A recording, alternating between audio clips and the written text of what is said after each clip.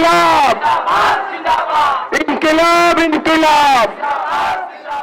ঢাকা বিশ্ববিদ্যালয়ের মুজিব হলের নাম পরিবর্তন করে শহীদ ওসমান হাদি হল, ফজিলাতুন্নেসা মুজিব হলের নাম পরিবর্তন করে ফেলানি হল এবং জুলাই গণহত্যার সমর্থন দেওয়া শিক্ষক কর্মকর্তা এবং কর্মচারীদের ব্যাপারে প্রশাসনিক ব্যবস্থা নেওয়ার দাবিতে ভিসি অফিস ঘেরাও এবং প্রশাসনিক ভবনের সামনে বিক্ষোভ সমাবেশ করেন ঢাকা বিশ্ববিদ্যালয়ের একটি ছাত্র সংগঠন।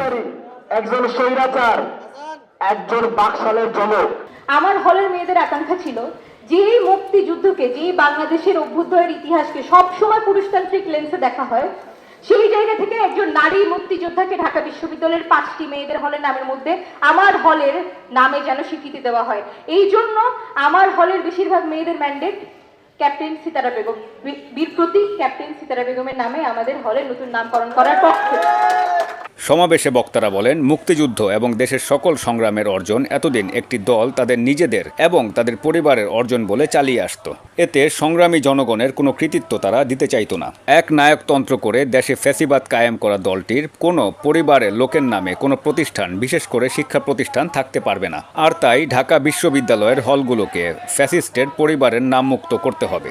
তারই অংশ হিসেবে মুজিব হল এবং ফজিলাতুন্নেসা হলের নাম অবিলম্বে পরিবর্তন করতে হবে এবং বিশ্ববিদ্যালয় থেকে ফ্যাসিস্টের সমর্থনকারী শিক্ষকদেরও আইনের আওতায় এনে তাদের বিরুদ্ধে প্রশাসনিক ব্যবস্থা গ্রহণ করতে হবে। অন্যথায় কঠোর আন্দোলনের কর্মসূচি ঘোষণা করা হবে বলে বক্তারা জানান। এম সাখাওয়াত হোসেন সুজন, দৈনিক আওয়ার বাংলাদেশ, ঢাকা।